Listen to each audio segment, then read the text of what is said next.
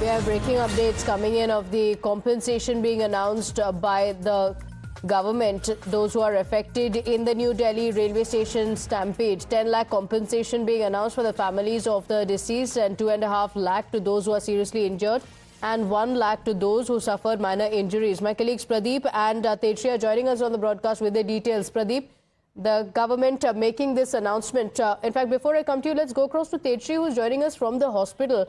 And that's where the families have started gathering.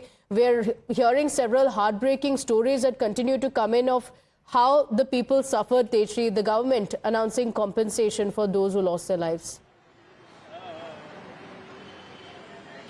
Well, absolutely. Remember that it is very heartbreaking for the family members, in fact, whose individuals have lost their lives. And in fact, we are reporting from the LNJP hospital. And in fact, what we are getting to know is that 18 is the number of the individuals who have died, who have lost their lives as of now. But as of now, we also, in fact, don't know the number of injured who have been hospitalized over here at the LNJP hospital. We are also showing you the visuals of LNJP hospital where the security is tightened up. And in fact, according to the police, remember that the platform number 13 and 14 at the New Delhi railway station were already crowded, as many people were waiting to board the two trains. And in fact, I would like to name the trains also, that is Swatantra Senani and Bhubaneswar Rajdhani. And in fact, these both trains were delayed. And in fact, amidst this, in fact, remember that a special train for Mahakumbh, Prayagraj Express, was supposed to leave at 10:10 from platform number 14, and that is in fact at platform number 14. That is the exact location